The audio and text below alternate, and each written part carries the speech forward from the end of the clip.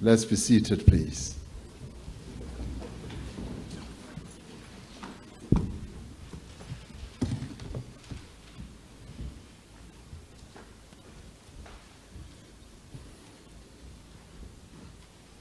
Dumelang.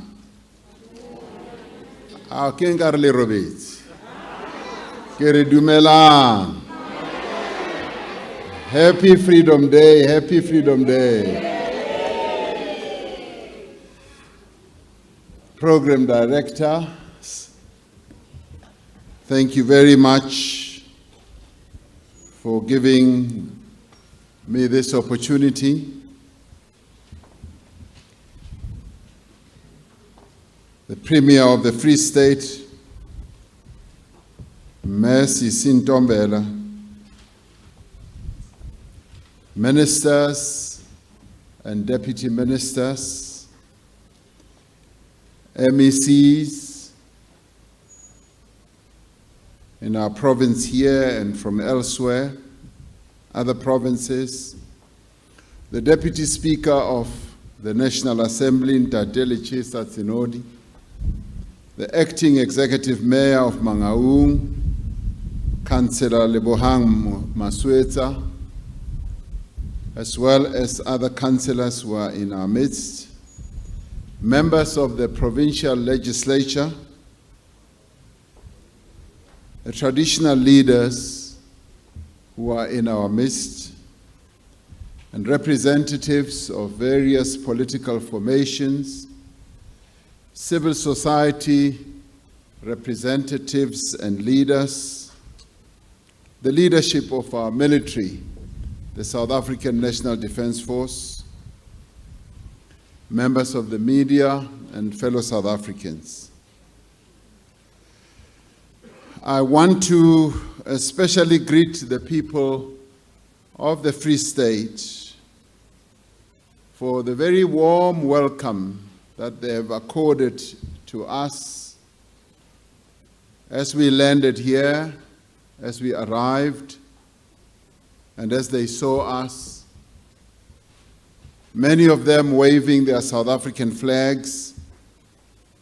I really want to thank them for having this feeling of celebrating Freedom Day. I am delighted to be here, Botshabelo. The initial arrangement had been that we would go elsewhere to Windberg, but because of the logistical arrangements, we had to come here. But as Mayor Mantombela has asked, I will go to Windberg to go and meet the people for Windberg. And I will do it in my lifetime this year.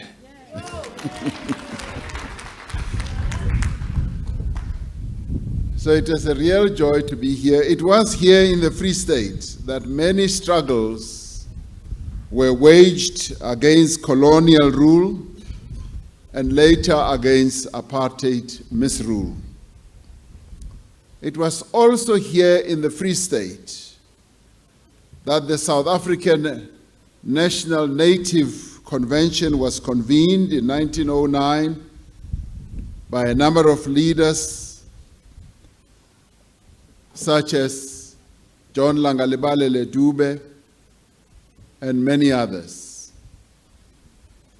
The Free State is the birthplace of the South African Native National Congress, which later became the African National Congress. It was also here in the Free State that the historic African Claims document was adopted in 1943, setting out the demands of South African people for the realization of their rights. And it was the people of the Free State who bore the brunt of racist past laws and who actively resisted these laws. We particularly salute the resistance of the women of the Free State who embarked on a massive campaign of defiance against the past laws in 1913 and a number of years thereafter. This campaign of resistance, particularly by the women here in this province, was led by Ms. Charlotte Maxeke, Kati Low, Katrina Simmons, Cecilia Makiwana, and many others. This campaign set in motion a movement that would soon spread throughout the rest of the country. And after Sol Plaatje visited some of the protesters in jail in Kroonstad in 1913, he wrote in the newspaper Tsala ya Batho and said, "They are determined," talking about these women, "they are determined to fight the past laws no matter where they might be. They are fighting for the freedom of women in the Free State. They don't care even if they die in jail." That was the courage of the women of the Free State as described by Sol Plaatje. It was this courage that inspired future generations of women to fight against the past system. In a similar way as the women of 1913, the women in 1956 mobilized themselves, and 20,000 of them marched to the union buildings to fight against this unjust system. They were prepared to resist, and there was nothing that was going to stop them. They stood for what was right, but not for themselves, but for their fellow men and women. And it is for this reason that we say, Mbokodo, we salute you.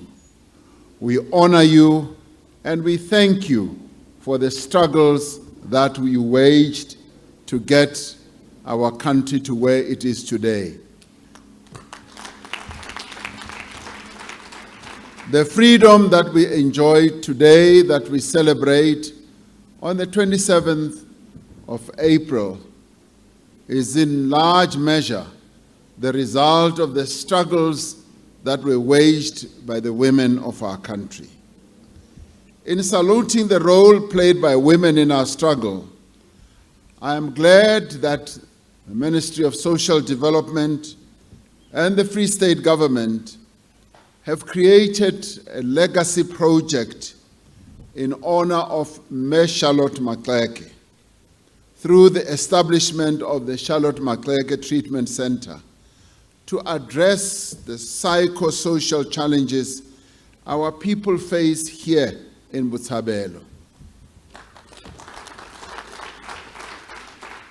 I would like to applaud and congratulate Minister Lindiwe Zulu and our Premier here, Mema Ntombela, for the vision that they have displayed in creating this historic monument in honor of Ms. Maxeke.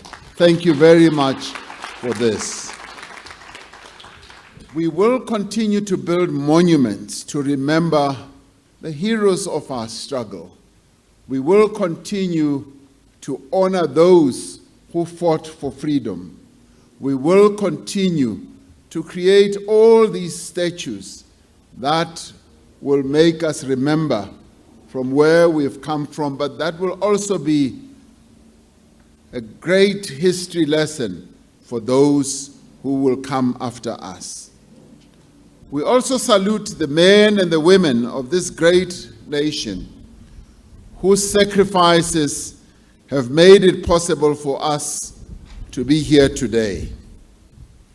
We salute today's generation of men and women who have taken up the cause of freedom, who have taken up the cause of equality, non-racialism, non-sexism, and human rights for all. They are the worthy inheritors of the baton of struggle passed to them by those who came before us. This year marks 27 years since we attained our freedom from apartheid misrule. On this day, we recall the historic events of the 27th of April 1994, when we voted for the first time. On this day, 27 years ago, we closed the chapter of the horror story of apartheid. Nelson Mandela, the father of our nation, took the salute from a unified defense force we now call the South African National Defense Force. The meaning of this new order is always so beautifully displayed by the new generation of soldiers who represent the diversity of our country, as we saw today when Major Vundla, Lieutenant Vilakazi were flying the Gripens, the mighty jet fighters of our nation, and Major Nzuta and Major Peterson were flying the Hawks. Now, this is a clear representation of the change that has taken place in our nation. In the past, these jets would have been flown just by white people. Today, there are black young soldiers who are flying these fighter jets. Under apartheid, this would never have been thought of or seen. Much as they are all men who flew today, we know that there are also young women who fly these lethal fighter jets. Now, I want to say to our commanding officers in the SANDF, do make sure that we see more and more women in key roles in the defense force. Because we know they are there. The entire nation was filled with pride when we saw Major Mandi Samfeka flying the Hercules during the inauguration. We want to see more women rising to high positions in the military just as men do. There are celebrations taking place across the nation, and we will be waving the national flag and singing our national anthem. Minister Nathi Mthethwa, in being overwhelmed by the beauty of this celebration today, whispered to me a few minutes ago and said, President, we must make these national celebrations bigger and bigger so that they can get more and more of our people to participate so that we can consolidate the identity of all of us as South Africans, because this is what forms a nation. We must celebrate our National Day like Freedom Day because it was hard fought for. We got here through the struggles of those who have come before us, and we must celebrate this day and celebrate their lives as well. And Minister Mthethwa, I agree with you. You now have an order to go ahead and do it.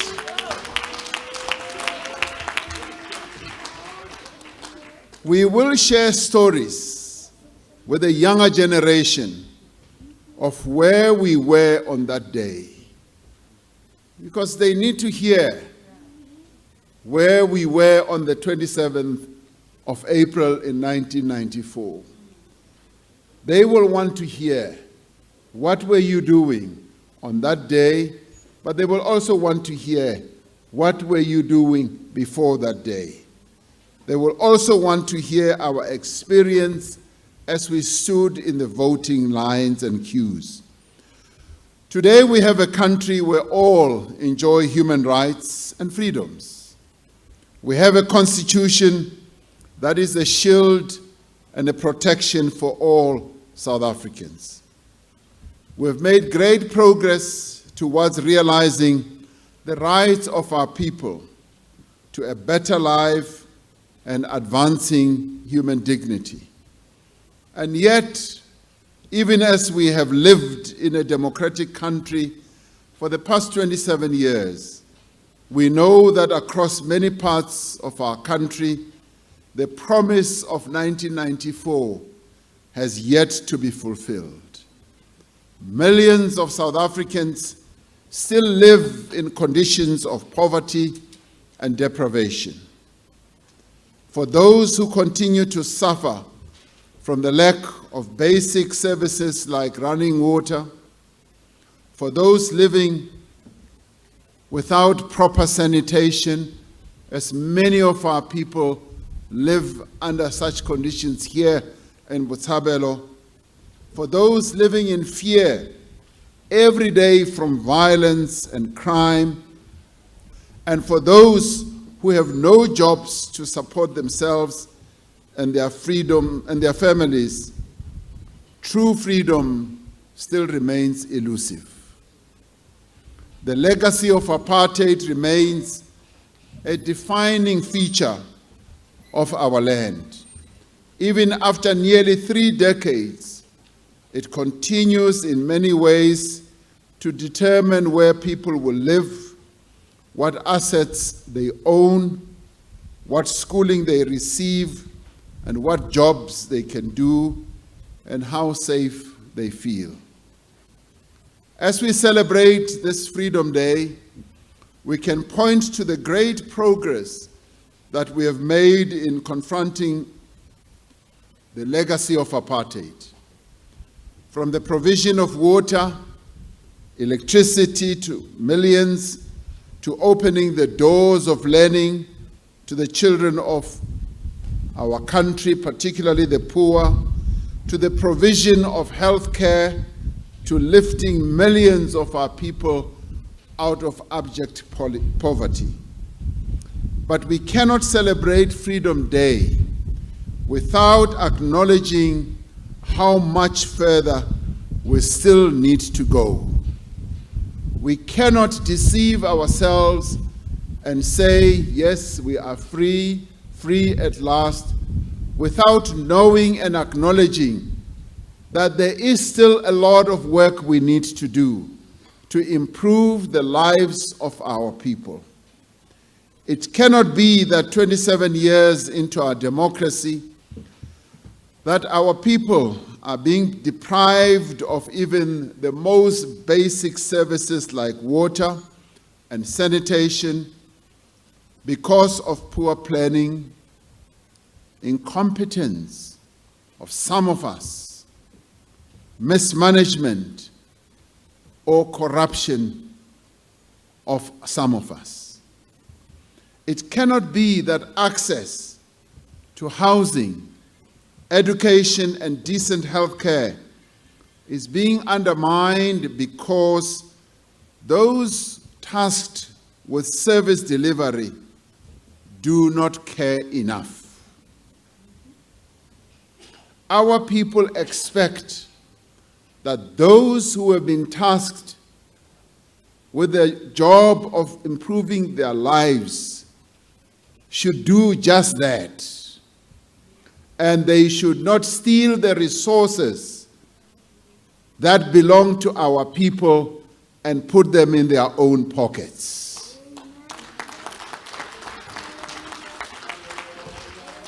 A continued practice of stealing the resources, abusing the resources, diverting the resources, and wasting the resources is an affront against our people, and our people deserve better. They deserve the best that this country can give. So it is on such a day that we need to reflect on some of those missteps.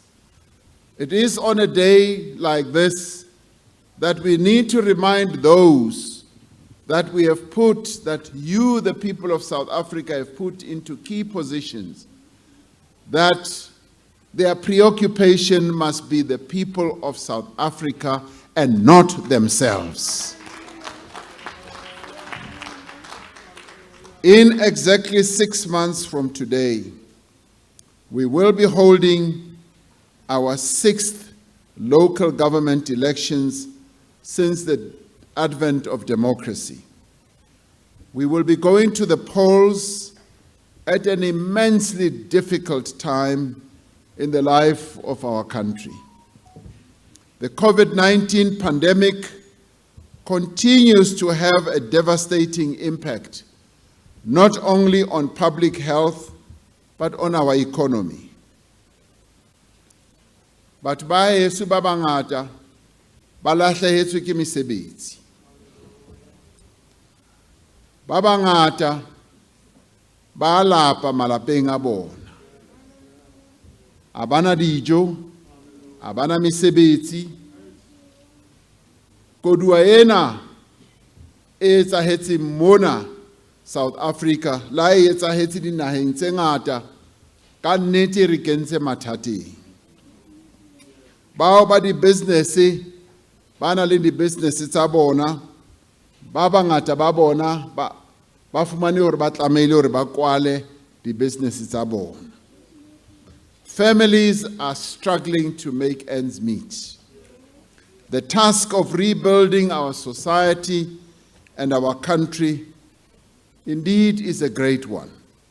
Every South African will need to be part of the great effort to restore our economy to health, to create more jobs, and to grow more businesses through the economic reconstruction and recovery plan that we announced. Every South African will need to remain part of the fight to overcome COVID-19. We are still in the midst of the pandemic, and the likelihood of a third wave of infections remains ever present. This means that we cannot let our guard down even for a moment. We need to continue to practice all the measures that we've been talking about: the social distancing, washing of hands, and making sure that we are not congested in closed spaces. We must continue, yes, to wear masks, and I'm glad to see that all the people who are here today are wearing masks.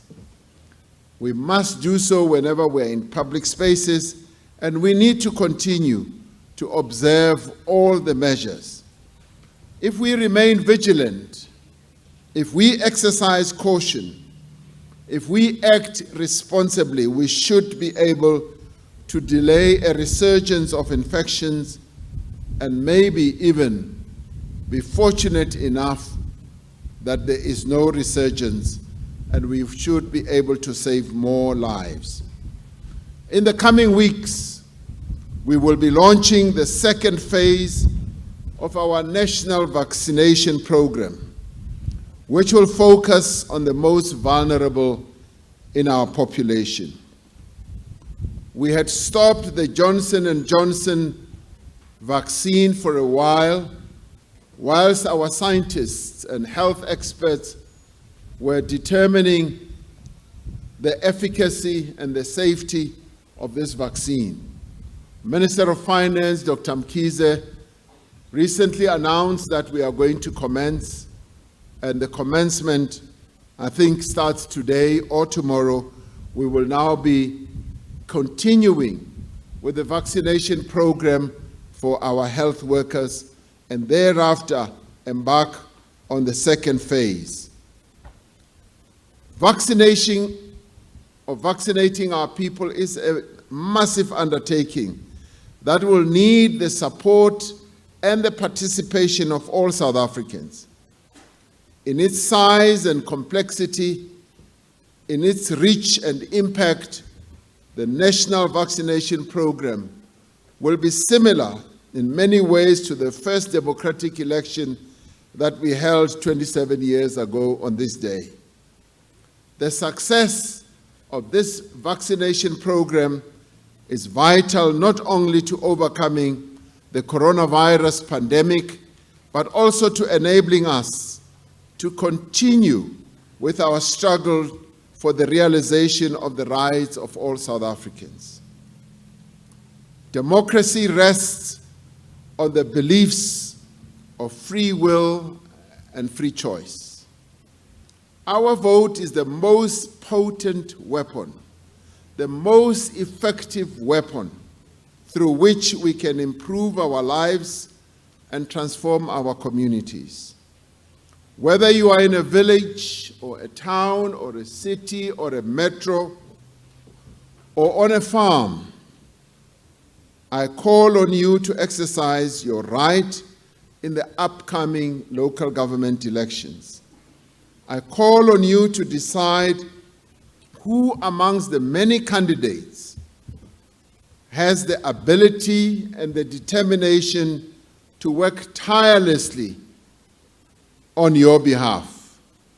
I call on you to determine the future of your own family and your community by putting your confidence in those parties that have the best policies and the will and the means to implement them. And I call on you to demonstrate with your vote your intolerance for corruption, for theft, for mismanagement of the funds that are meant for the benefit of you, the citizen of our country, the citizen of our province, the citizen of our local government. These elections are an opportunity to make your voice heard and to be part of the change that you yourself want to see. Of the many great facets of democracy is that we are able to exercise our right to protest. Our Constitution gives all of us the right to assembly, the right to protest as well. But when we resort to violent demonstrations, when we resort to burning, looting, and the destruction of property, we are undermining the very cause that we seek to advance. We are also undermining the democracy that our Constitution offers to all of us. Exercising our right to vote is by far the most powerful form of protest. If those who claim to serve you are not doing so, vote them out. Take them out. Because that is the one weapon that we all have. Demonstrate to them that you don't approve of the way they are running things. If they are stealing money, vote them out and take them out. If they are abusing your resources, take them out through the vote. Over the passage of time, our democracy has grown and it has matured.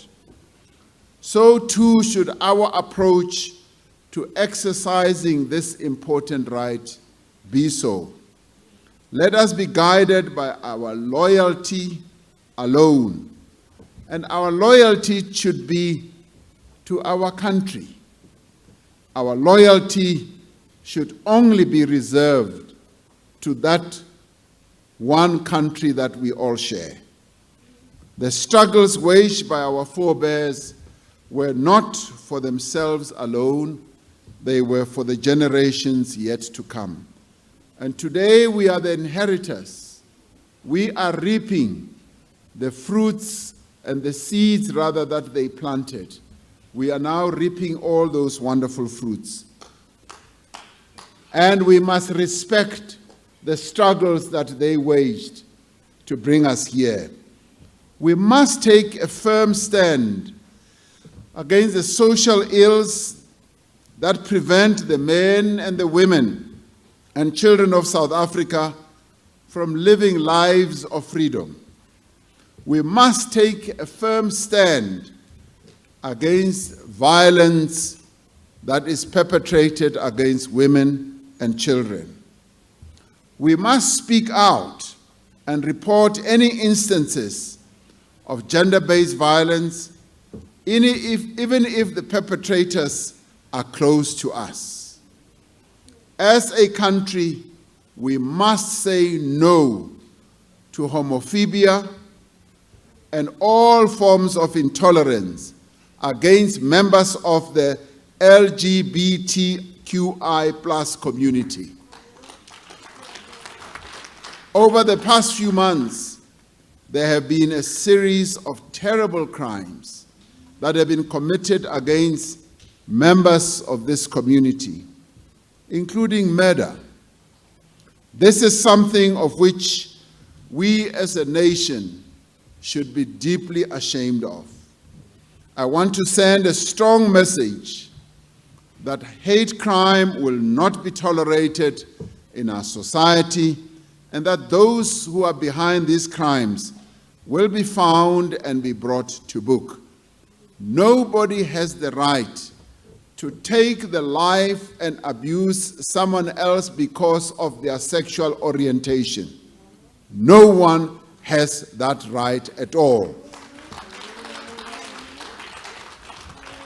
Fellow South Africans, many have paid the ultimate price so that we are able to breathe the clean air of freedom today. Over the years, we have encountered and overcome many challenges, but there are still many challenges that we are yet to overcome. These are problems common to all of us, and they impact on all of us. But like those who came before us, we understand that no challenge is too great that it cannot be overcome. The democratic breakthrough of 1994 liberated black South Africans from the tyranny of apartheid. But it also liberated white South Africans from the shackles of untruth and the false belief in racial superiority.